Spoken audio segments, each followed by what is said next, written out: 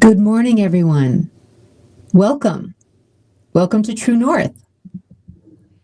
I'm your host, Renata Marino, and this is a podcast, audio and video, entitled True North: Overcoming Adversity and Living Life with Purpose. Welcome. I hope everyone had a wonderful Valentine's Day.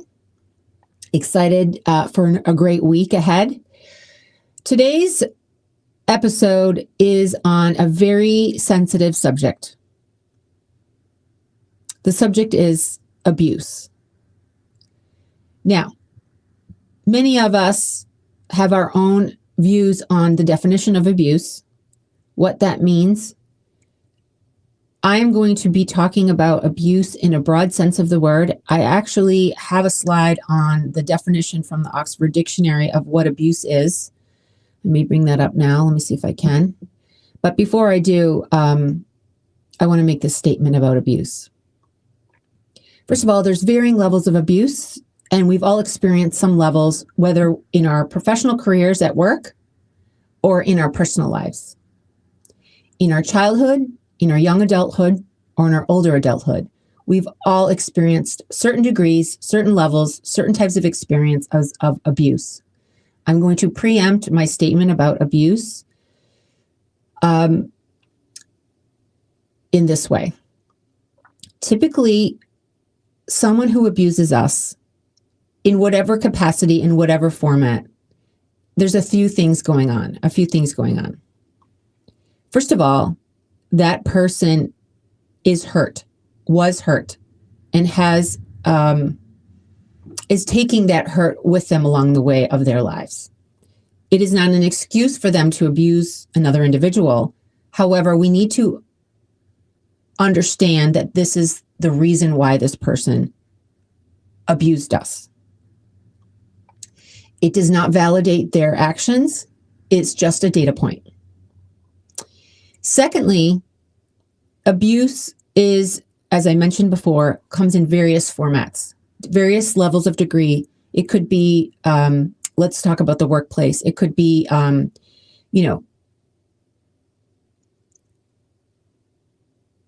alienating someone because of what they look like, who they are, their gender, not giving them the sexy jobs, basically sidelining them. There is a way, and it does happen in the workplace, where someone can be abused by not giving them projects, not inviting them to certain functions, leaving them out of meetings. That is a form of abuse.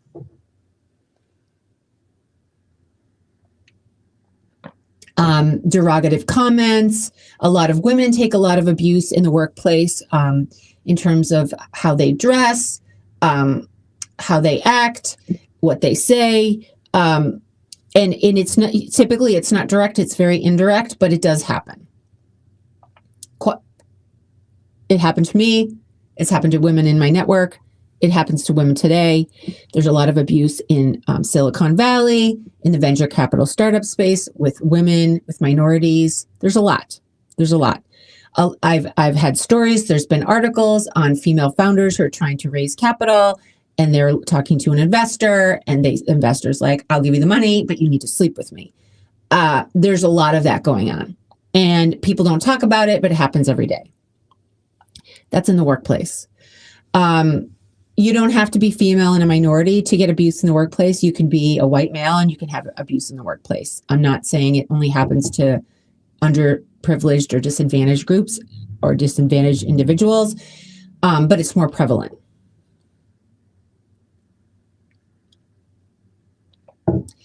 Now, in terms of how you handle it in the workplace, it's different in terms of, having the HR and the support system and how you go about handling it. There's varying levels.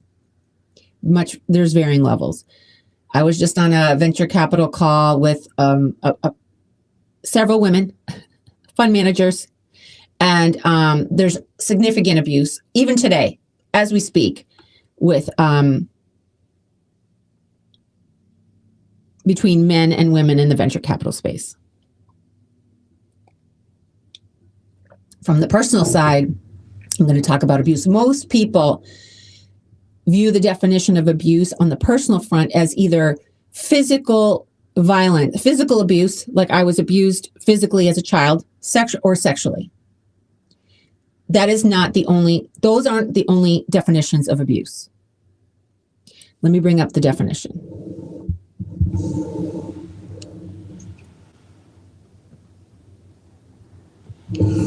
Okay, I'm going to read this from the slide. I can put my glasses on. Okay, I pulled this from the Oxford definition online. Abuse. It's a verb. The first is use something to, I can't even read because I'm far away. Use something to bad effect or for a bad purpose, misuse. The judge abused his power by imposing the fines. As you can see here, I highlighted abused his power. I want to talk about that. The second definition, treat a person or an animal with cruelty or violence, especially regularly or repeatedly. Riders who abuse the horse should be prosecuted. I highlighted especially regularly.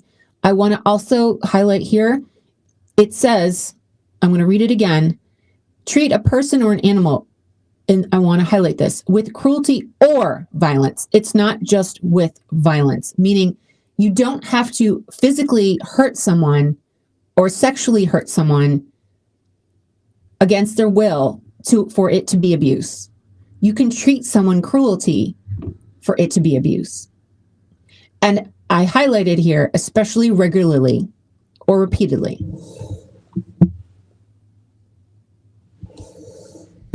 So I want to talk about a few things. I will use a personal example, but more from a friend who is a nurse and a medical practitioner. She has studied this psychologically. If I was, and I want to preempt this podcast with a few things. First of all, I'm not a medical doctor. I do not have an MD, even though my dad is a medical doctor, and so is my mother. I mean, she's a nurse. So I grew up around the medical field in Boston. I'm not a psychologist. I'm not a psychiatrist. But I'm someone who experienced a lot of this, both in the workplace and in the home. And I want to talk about how it happens, why it happens, how we can spot it, and how do we get out of it. And then finally, this is a lot, how does it impact our life? So that's a lot in 1 hour, but at least 45 minutes. But I'm going to give my opinion, and I'm sure there'll people disagree with me, but I want to help other people, men and women. It's not just women. Again, understand why it happens, how we get caught up in it by chance, how to identify it, what to do about it, and how not to let it happen again, and how it impacts our life, and how we can heal from it. So let's just, I have another slide. I don't know if it came up, but I'll just talk through it. I have a story. We'll talk about this. I was in Maine with a friend of mine who I grew up with. I think she was like one of 3 Latin families with me growing up outside of Boston in Needham, Mass. And she's a nurse. And it was a couple years ago. I was in the middle of my divorce. And I remember having a discussion with her in her kitchen in her summer home in Maine as I was on my way dropping off my daughter to summer camp in Maine. And we were talking about abuse and its definition. And one of the things that she mentioned to me, which is really interesting, I had never thought about it this way, but she took a class on psychological, emotional, physical abuse and the differences. And really, it's about power, but it's also about, that's power from the other person needing the power. But from the recipient, this is what happens to the recipient. And so any any everyday person, if you were talking to them and they knew that you were in an abusive relationship, whether it's work or whether it's, let's just say personal, because it's harder, because it's with an intimate partner, they will say to you, well, it's only, obviously you need to get out of it, because obviously that's not normal. Like, if you know you're being abused, you might as well, you should get out of it. That's a logical thing. Okay, that's very logical. I agree with that. It's 100% right. And to this day, I'm like, of course, get out. Now, it's a little more complex when you're in an intimate relationship and you've been in it and you have kids. It's a lot different. So you're more vested. There's a lot more going on. It's just not a black and white thing. Hot, cold, just get out. There's a lot of other factors you have to consider. But let's just hear me through this. So my friend was saying this. Think about, I'm going to try to use my hands because it's the only way I can. So think about these 2 parallel lines. If you can see my hands. Think about 2 parallel lines that are parallel to each other in a very narrow passage. So think about the behavior between 2 adults, 2 people, could be kids, because bullying is abuse too. So any 2 people, okay? Think about the relationship dynamics and how you treat one another, or how one person treats the other, that fall within this line, these 2 lines. Let's pretend that the dynamics start off being very copacetic and very kind and loving and whatever. And that's fine. What happens is, for whatever reason, over a period of time, and we don't know, that can be anything, months, years, whatever, weeks, I don't know. One person, could be 2 people, but let's just say one person does something or says something or does something physically or verbally or emotionally that is outside of those 2 parallel lines, which is considered the normal, what everybody's used to. So it goes way outside. It's like an outlier. So I'm going to give an example. Just something crazy that's so out of the normal. I'm going to give a really good example. You're a newlywed, you guys are just getting married, and you're both working, whatever, and all of a sudden this person blows up for whatever reason because there's a dirty dish that you left in the sink, or a dirty fork. Literally flies off the handle, like it's almost like you cheated on, like something crazy, something like something you did, something so bad, and they just fly off the handle. That's outside of the norm. Okay, all of a sudden that goes way outside, and you're like, you're almost like, what is their person's problem? Why are they overreacting with this dirty dish?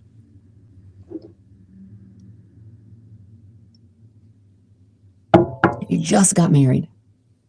You're living with this person. But then it goes back to normal. It goes back to the normal treatment of the everyday, and we're going out and we're doing all, everything's normal. But that was like that one outlier. This is what my friend, the nurse who studied psychology and abuse. So what happens is that one-time outlier thing happens again, but it happens more than once. Maybe it happens twice within a given time period. So that those two parallel lines widen slightly. So those behavioral acts of lashing out, whatever type of lashing out that is, that's outside the normal of how you should treat someone, those two events or three events, as they continue to add up, those two parallel lines start widening. So the widening becomes the new normal.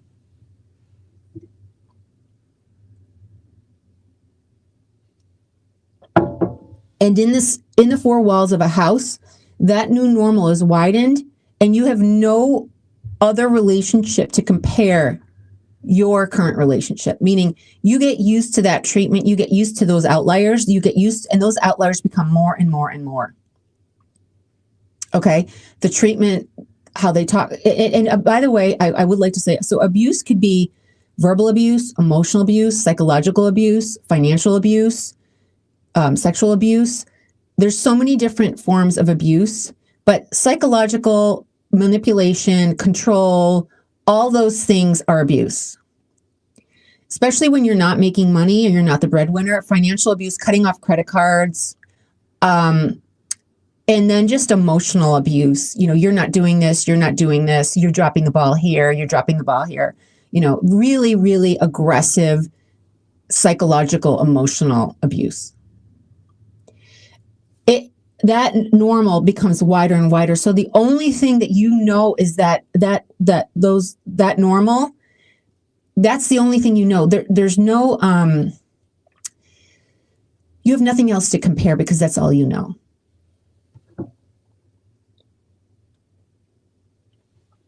So my friend, who is the nurse, said to me, over time, over year after year after year, that's what you get accustomed to. And you start thinking to yourself psychologically, this must be how a relationship is.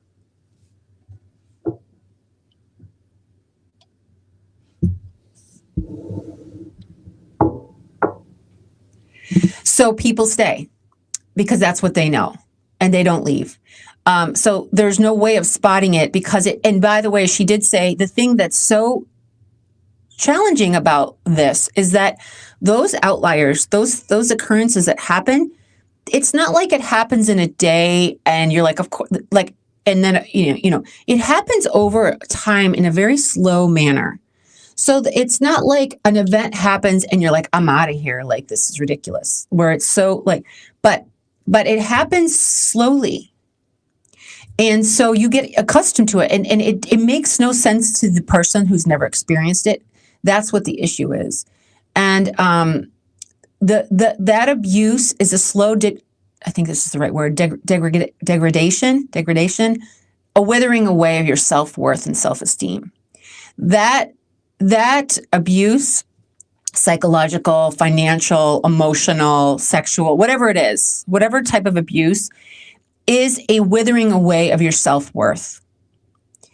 A lot of times, and that's why domestic violence is a big issue. That's why any kind of abuse, even as a child, is a major issue. There's a lot of children, I know, because my startup, Blazing Babes, we're a community of female founders and women. We've done a lot of, over the past 7 years, not recently because of COVID, but we did a lot of events, and a lot of our events, we're for profit. We're not a nonprofit. We're a for-profit startup, revenue positive, with great women.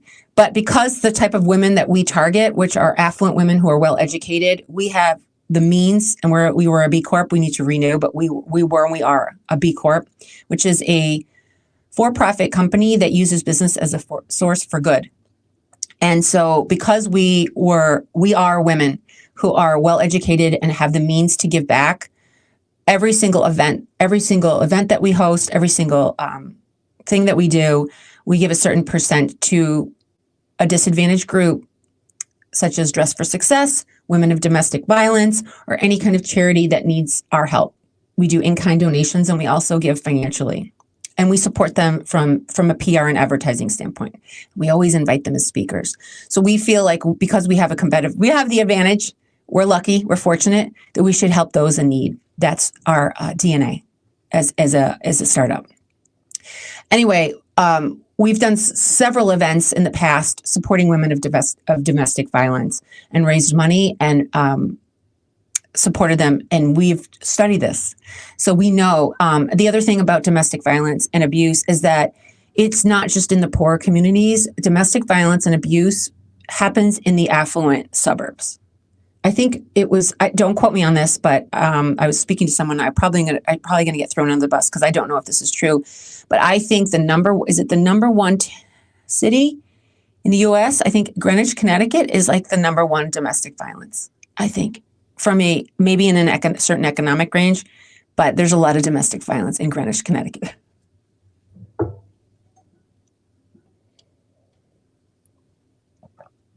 I don't know if that's a fact, so don't quote me on that. I probably should do my fact checking. But I met someone in Greenwich who, a woman who went through, from an affluent family, and went through domestic violence with her partner, her husband. And she has, 5 kids. Anyway, getting back to the subject of abuse and its impact. So how do we, given the fact that those two parallel lines get wider, and we get used to this new normal, and we have nothing to compare it to. If I had to give advice to women, first of all, before I even talk about how you identify that and recognizing that it's not normal, why are we attracted to abusers? Let's talk about that. And I have a slide, and I don't know if it's not going to come up. Hold on one second.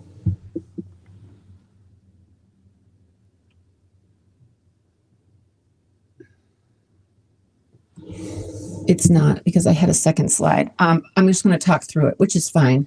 And I'm going to be doing a TEDx talk on this. I'm validating the date, this very subject. What happens is, and no one likes to talk about this because it's a very difficult subject, so I'm going to do my best doing it in an appropriate, professional manner. We are drawn to certain types of people in intimate relationships, and we tend to stay in those relationships because it has a direct correlation with how we were treated and what we experienced as a child.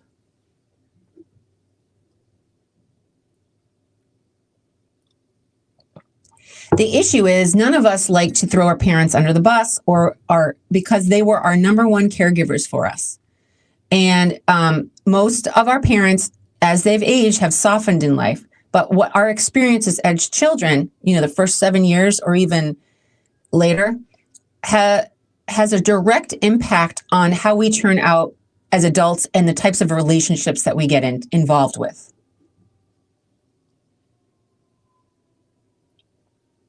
So many of us don't acknowledge that treatment, or maybe we forget about it, or we don't even know that that wasn't the right way to be treated. Or we don't even see that there's a correlation between why we're drawn to certain people, because we don't know, because that's all we know. And so and then coupled with that is, again, we don't want to hurt our parents. We don't want to, they're our parents. And, they did their best. And I think, and we recognize that. And so, but the problem is if we're not aware, or if we don't address and admit and acknowledge and understand and wrap our arms around it, we're going to continue to get in those types of intimate relationships later in life, or a career. We may, if you're in a, I know a lot of people who are in professional jobs and are being mistreated because that's what they were mistreated as a kid. And so that's what they know. So they stay. And so the thing of it is how do you get out when that's what you experience? It actually takes a big blow up.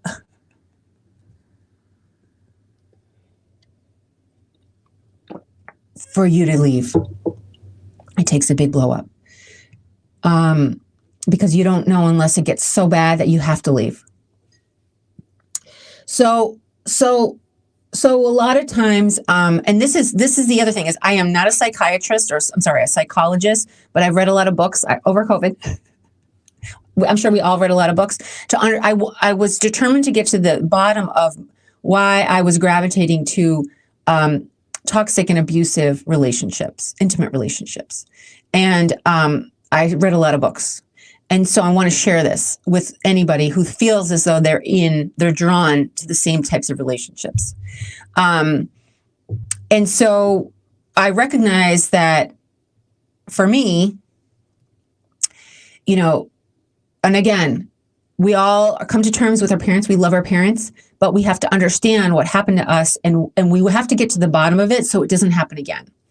So in my case, being the eldest, being criticized, and the other thing I will say is if you recognize that there was some type of narcissism or control or criticism or abuse as a child by your parents to you, again, I'm not saying this is an excuse, but keep in mind, I'm almost 99% sure that one or both of your parents probably had that same type of treatment and abuse when they were growing up.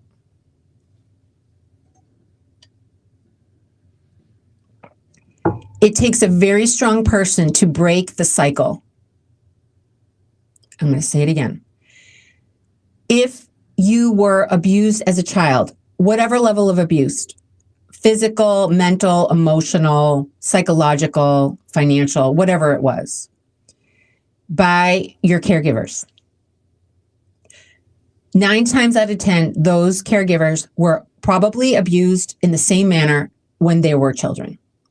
It takes a very strong person to break the generational patterns of abuse, and we call those people cycle breakers.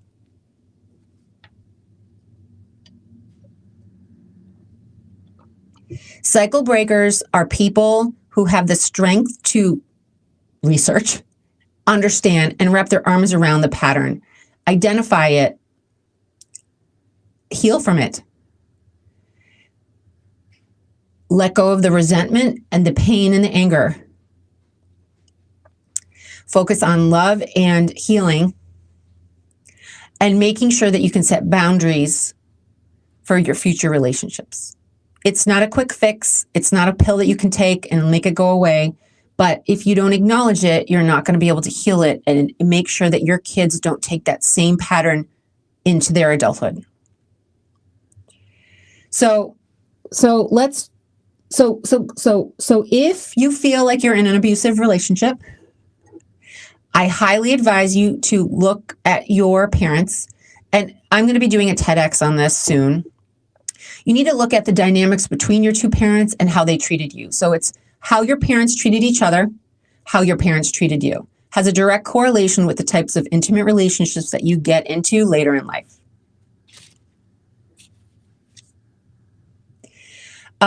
And sometimes it's difficult because you may love your parents now and they've aged and they've softened, whatever. But I think for you to be able to heal and move on so you do not repeat those patterns, you have to take a look at that. It's a very hard process. People don't like it. It was hard for me, but you have to. And again, your parents aren't bad people. They had their own challenges in life, and they took those pains and obstacles from their childhood into their adulthood. And so I think it's hard. It's really, really hard and very sad and challenging to really, and eye-opening to look at that. And you can talk, if you feel comfortable, you can talk openly with I highly advise it. If you feel like you don't have to, maybe they don't even want to talk about it or acknowledge it. That's their prerogative, but you need to come to terms with it for you to heal and for you to be able to not repeat the same patterns going forward into your life. If you want true happiness and to avoid future abuse, toxicity, mistreatment, both in your personal and professional. And you know what? So one thing that I had a hard time with, and I think I had a really hard time with this over the past several years, is after I acknowledged that I went through that, it is really difficult to convey to others who have never experienced this type of abuse, who've had wonderful childhoods, loving parents, loving intimate partners, healthy relationships, it's very difficult. They don't get it. And it's hard to explain it because they haven't felt it. And they're like, well, duh, you should leave an abusive, because it's so black. It's because they've never experienced it before. And as I mentioned, that widening of the normal, and the thing is, psychologically, this is the other thing is my friend told me, is psychologically to us who've been abused or were in abusive relationships, what happens to the brain is you start doubting what is normal. You're like, well, you start almost convincing yourself that this is the way it's supposed to be. This is life.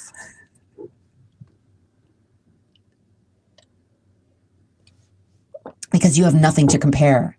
And you get so accustomed to it. Because again, it's not a one-time thing. It happens slowly over time. And gosh, I mean, if you're in it for that long, the longer you are, the more years, the harder it is. And you have to be one damn strong person to be able to pull yourself out of that, heal from it, and get yourself back on your feet with self-worth and self-love and self-respect. Hardest challenge ever.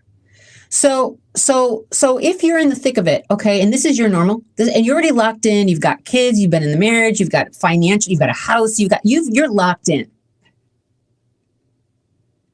And you say to yourself, I got to stay because I'm locked in. How do you get out? I mean, that's a big other new episode. I'll do that separately. But I think you need to get help. And so I think therapy, if you're in it, if you're in the thick of it, you need to find a neutral party that you can talk through this with and express what's going on. And actually think that's really helpful, because that person is a neutral person. They're going to know what normal is, because probably they're a psychologist, right? And they've seen a lot, and they can tell you what's normal treatment and what's poor treatment. And I'm not, I do think having a neutral party is important. So if you can possibly do that, I personally think talking to a friend is probably not a good idea.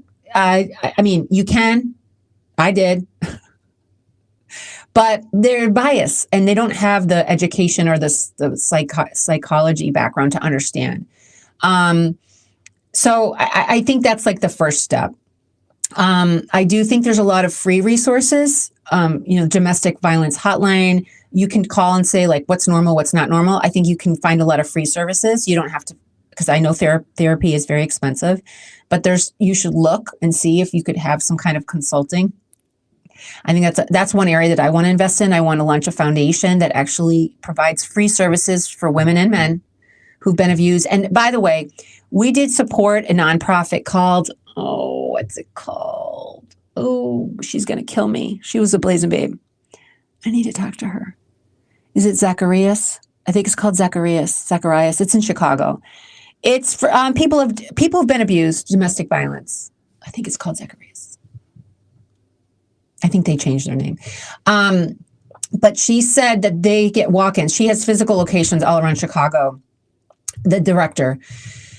And she said they get physical walk-ins from adults in their 60s, 50s, 60s, 70s, doesn't matter, literally off the street. I mean, random people that were abused as children, all different types of abuse, primarily physical abuse or sexual abuse. And literally they've been blocked it out for they have kids, they have family, they have a wife, they have a husband, they've blocked it out the whole time. And they walk in one day because it just hit them like a ton of bricks, and they're just literally break down and they have to stay. And it's like comes out of nowhere, because a lot of people repress that and block it out.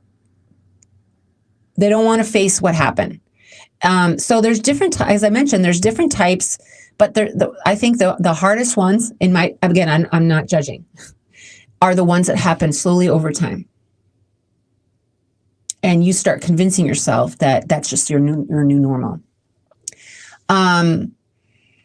So how do you spot it? I think if you're in the thick of it, again, I think talking to a therapist or a neutral party, not a friend, is a really smart idea.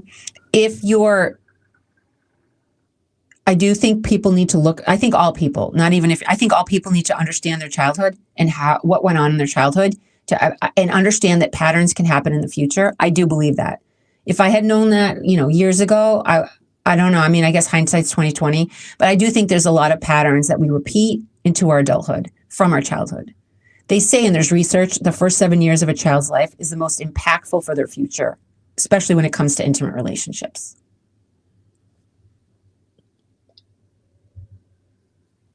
So if you're a parent, how were you with your kid for the first 7 years? How were you with your spouse during the first 7 years of your children's life? How was your behavior? How did you talk to them? How did they treat you? Because your child is going to remember that. It is an imprint in their brain.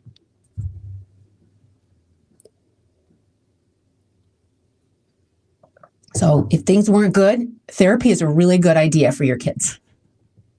Early. Or an open discussion with them about what's a healthy relationship, what's an unhealthy relationship. Hands down. Hands down. I mean, I talk to my kids all the time about how you should be treated, what is respect, what's the tone of voice someone should talk to you. Anytime they have different tones of voice with each other or with me, I nip it in the bud. I said, we don't talk to each other like that. That's disrespectful. No iPad. It's so important for us to set the example. And then anytime we get into new relationships, it is critical. It's critical, I think, in my opinion, that relationship is a healthy, normal, loving relationship, because you're setting the example for your children. Anyway, today's episode was a tough one. I hope that was helpful. I'm grateful for my friend growing up several years ago when she explained what happens to our brain, what happens to our understanding of what's normal and what's not normal. Because I think a lot of us beat ourselves up of, why did I stay? This is my fault. Why did I stay? It's because those two lines of what is normal, they widen through behavior from the other person over time. And we don't know what a normal, healthy relationship is because we only know one. And especially if there's correlation with how we were treated or what happened in our childhood, we gravitate towards that because that's what we only know. We don't know a healthy relationship. So don't beat yourself up, but I think it's really important to get help and to have a neutral party that understands and sees lots of different types of relationships so that they can have clear perspective when you actually tell them what's going on in your life. Anyway, I hope that was helpful. Again, I'm full disclosure, I am not an MD. I'm not a psychologist or a psychiatrist. I'm just a female who's experienced this, who's seen a lot of women in my network over the past 7 years who have gone through similar situations of abuse, mental, physical, financial abuse, every day, at least once a day. It's really, really hard. And the other thing that's really important is you can't spend your time and energy. I'm going to end on this and we'll do cards. You cannot spend your time and energy trying to fix the other person, making excuses for the other person, arguing with the other person. They need to come to terms with their behavior on their own.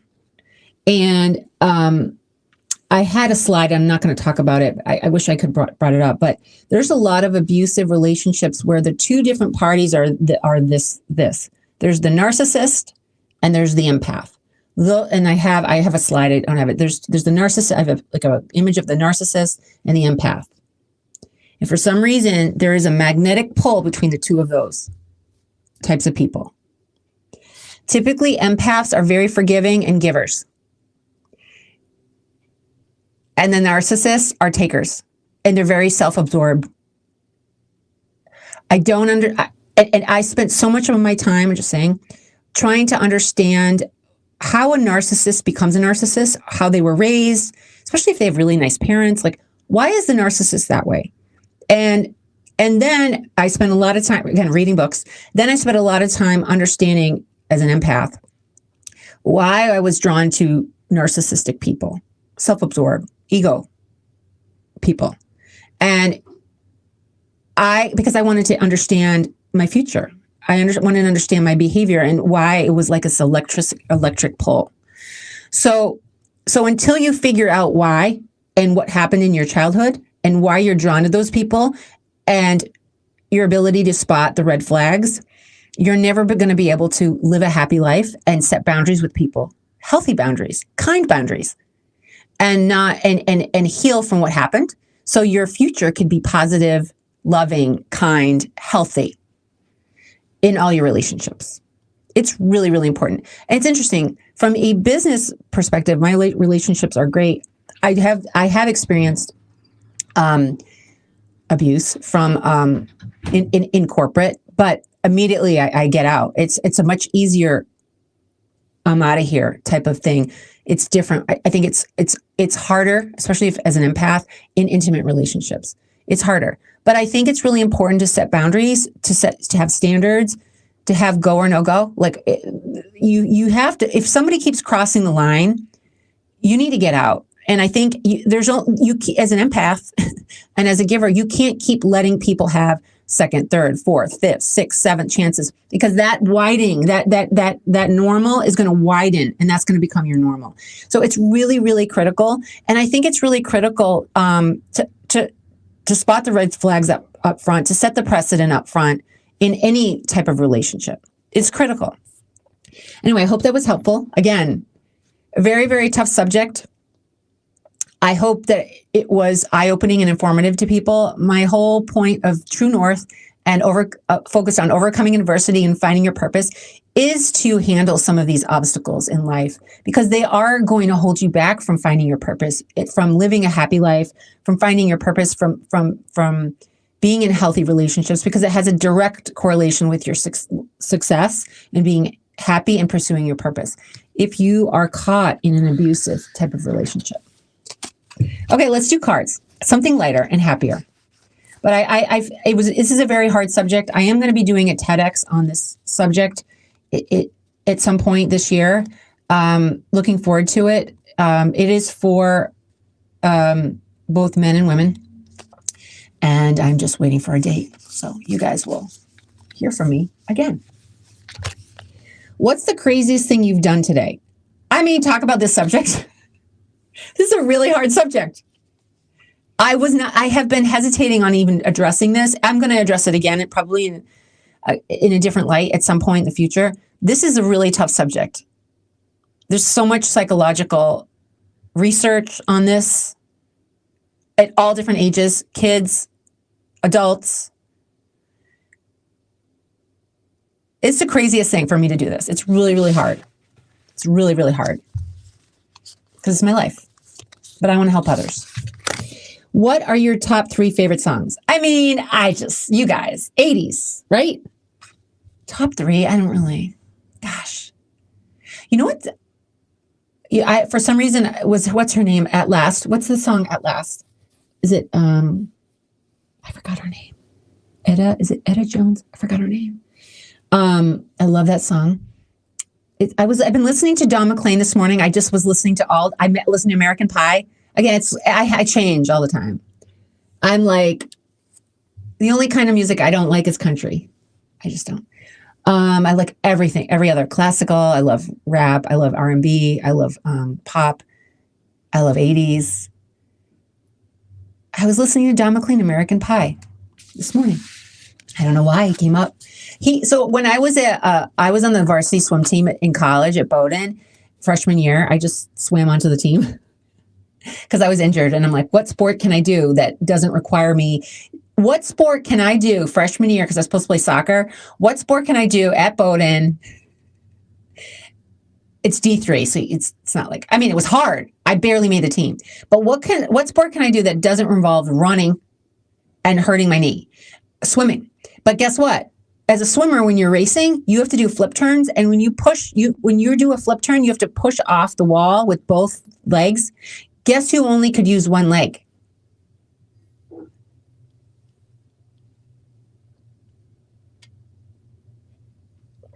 So I had a disadvantage. I can only use one leg. So that meant, because I could only use one leg to push off the wall, my stroke had to be, my upper body and my strength for my upper body had to be much better than the average competitor. alongside me. This is the thing, guys. When you're at a disadvantage, you need to do other things. You need to leverage what you do have to get ahead. It's just the way it is. I forgot what the question was, but whatever. Next. What was our biggest triumph in the last 100 years? I mean, the internet. Everyone's talking about Web3. Somebody please sit me down and have a coffee with me and explain what it is. Because I was trying to explain it to my son, and we were asking Google last night. It was a challenge. Should prostitution be legal? I mean, really? Do you know anybody who slept with prostitutes? I do.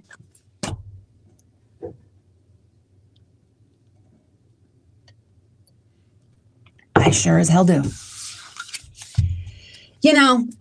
No, I don't know. I don't think so. I don't know. I hate this question. I think it shouldn't because I think it's disgusting. But that's just me. It's gross. I think it's disgusting. Actually, I have, I don't think so. This is making me really nervous and upset. It's disgusting. It's gross. It's trash. It's gross. I don't care. I know it's about women empowerment and everything, but I'm sorry. No. I just don't want to I don't want to associate myself with anything to do with this. I just don't want to even have a conversation about it. If you could teleport and instantly appear anywhere right now, where would you go? I mean, Bermuda, Nantucket. No. Today, right now, I wish I was doing this in Nantucket. By the way, I'm going to be doing this soon in a different city soon. So, guys, this background and everything, this is my home base studio. I'm going to be doing it somewhere else. It's probably going to be outside. It is going to be very interesting to see how the lighting works. And now that I think about it, should I bring a lighting with me? I'm going to figure this out. See, if I had a lighting expert, I could discuss with them. I'm going to have to bring an extension cord now that I think about it. Oh my God. Jesus. Yeah. So if you could teleport anywhere, probably Nantucket. I would like to be in Nantucket. My goal is to be in Nantucket at least 1 week a month, every single month. Should kids be paid for helping around the house? Okay. This is actually a good one. I've got 10 minutes. All right. Okay. I'm going to say a couple things about this. First of all, I was not paid an allowance growing up. But every Saturday, my mom would say to us, nobody leaves this house until this house is clean.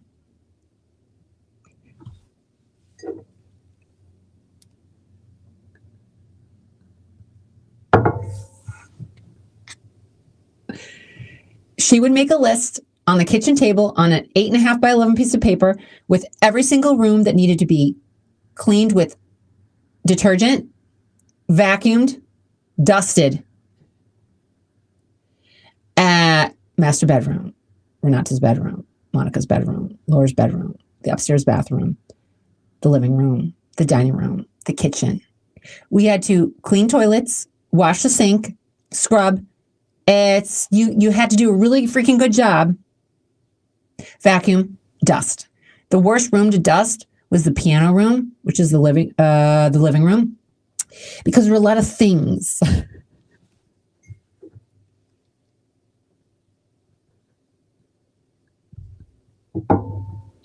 There was a lot of glass. Windex was a very common thing for that room. And nobody went in that room, so the dust just accrued. Have you ever dusted piano keys? What about toilets? Who likes cleaning a toilet? We never got paid for that. That was part of the prerequisites before you left the house every Saturday. My kids, By the way, our rooms growing up, you couldn't have anything on your room, in your room. Like, you know how my kid, like, you take off your clothes, like, you know, your dirty clothes. It's not like you open the door. If my mom walked up the stairs and my room door was always open, even if it was closed. It wasn't immaculate and the beds always had to be made with hospital corners, the right way, the way nurses do it.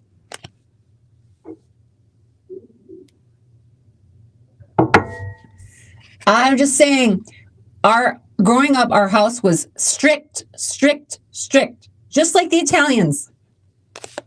We never got paid. My kids have 4 chores every day after dinner. That's all I have them do. They decide which ones they want. It's 2 and 2. You either clean. You have to either wipe down the table that we eat, or wipe down the counters. They can decide which one. And they had this discussion. You're like, well, you did that yesterday, so I'm doing this today. And then the other 2 is take out the trash and sweep or vacuum the floor. And then I usually since I cook the meal, I'll do the dishes. So we're all doing something. It's not like I'm just sitting around, like, you know, reading Us Weekly while they're cleaning and scrubbing the kitchen.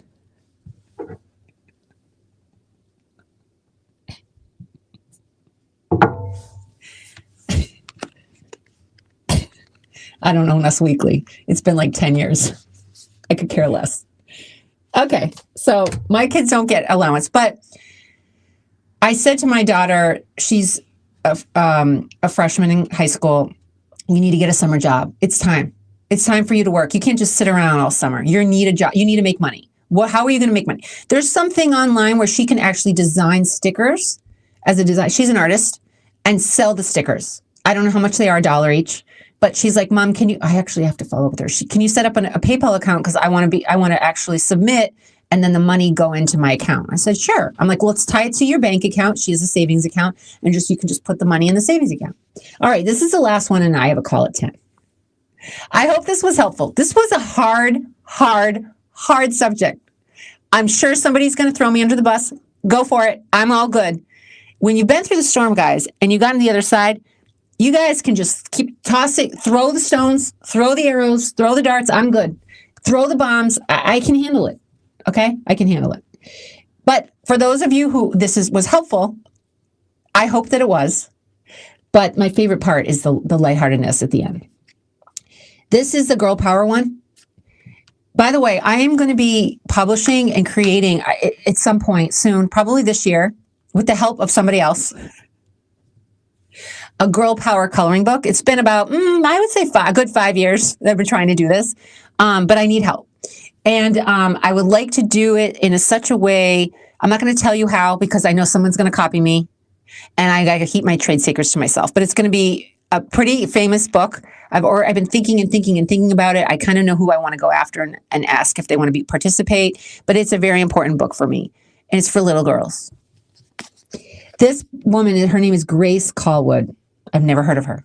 Hence the rationale behind doing this Girl Power coloring book. At age 7, she was diagnosed with non-Hodgkin's lymphoma. Throughout her illness and recovery, by the way, everybody who is healthy right now and actually is not taking care of their body, they need to have a wake-up call. Go to the doctor, get a checkup, get all your blood work done, make sure you're okay. Have them check your lungs, and if they're telling you that your lungs are full of smoke, I highly suggest you stop smoking. That's my opinion. And if they say that your liver is completely shot, I would think that you should stop drinking alcohol. Okay, I'm going to read this again. Grace Callwood. Because guess what, guys? There's some people that actually take care of their health in every single way possible, and they still get sick. They still get an illness. So why would you increase the probability of illness by destroying your liver and destroying your lungs and your heart? Why would you want to increase that probability? So stop doing those bad things and start taking care of the one body that you have to live in. You're welcome. Grace Callwood. At age 7, she was diagnosed with non-Hodgkin's lymphoma. Throughout her illness and recovery, she found ways to stay positive and create happy memories.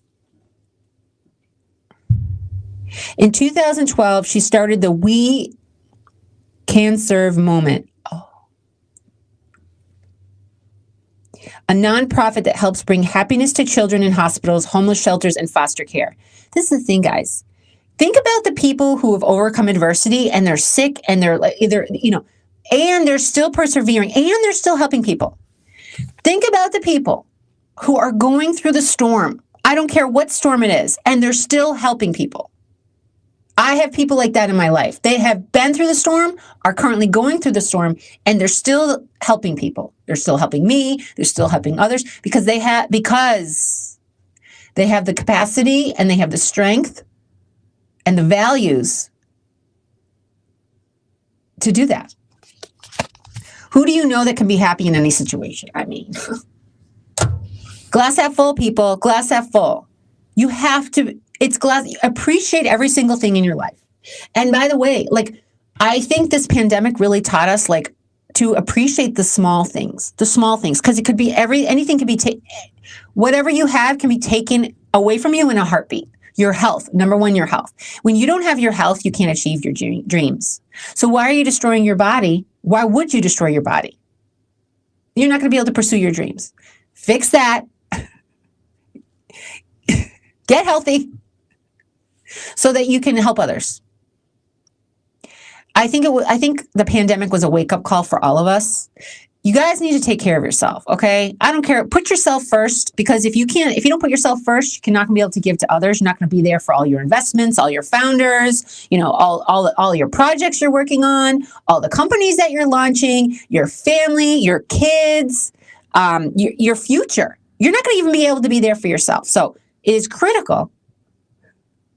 Don't get me on my pedestal, because I will literally, on my soapbox or whatever, because I will preach this till the day I die. Take care of your health, because you cannot be there for yourself, for your family, for your investments, for your founders, for the projects, for all your startups, for your kids, for your future, if you don't have your health. Later, guys. Have a great day. Bye.